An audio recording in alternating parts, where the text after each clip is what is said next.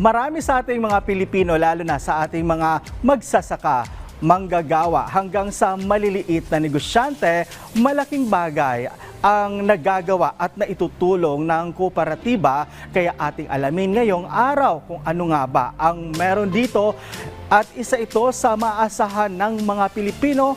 Panoorin po natin ito.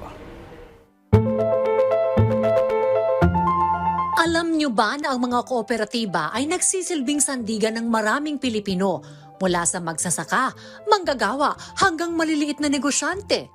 Kung kaya't kaugnay niyan, mahigit 200 co-op leaders ang nagtipon kamakailan upang pagtibayin ang kanilang panawagan, ang amyendahan ng Cooperative Code sa 20th Congress.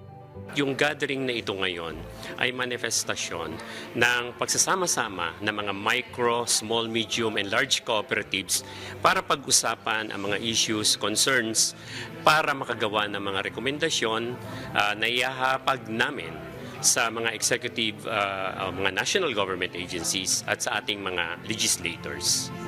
Ginanap ang press conference sa isang kilalang hotel sa Parañaque. Pinangunahan ito ng Philippine Chamber of Cooperatives Incorporated, kasama ang Board of Trustees at Governors ng Regional Cooperative Chambers. Layunin ng panukalang pag-amyenda na maging mas responsive ang Co-op Code sa pangangailangan ng panahon katuwang ang ating gobyerno. We were able to come up with a partnership agreement with the National Anti-Poverty Commission na basically para ho pag-usapan at ano yung mga programa na pwedeng pagtulungan ng pamahalaan at ng mga cooperatives para labanan ng kahirapan. Dumalo rin sa naturang pagtitipon ang mga espesyal na panauhin, kabilang na sina Senator Risa Ontiveros bilang guest of honor at si Secretary Lopez Santos III, ang lead convener ng National Anti-Poverty Commission.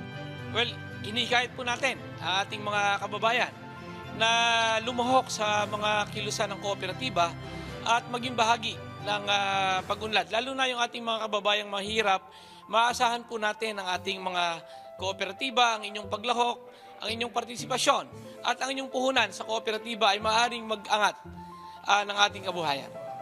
Sa temang Our Co-op, Our Voice, pinatunayan ng mga lider na ang pagkakaisa ng higit 200 kooperatiba ay makapangyarihan. Sa pagbubukas ng Kongreso, umaasa silang maririnig at maisusulong ang kanilang panawagan, isang hakbang tungo sa mas matatag na sektor ng kooperatiba at mas maunlad na kinabukasan para sa bawat Pilipino.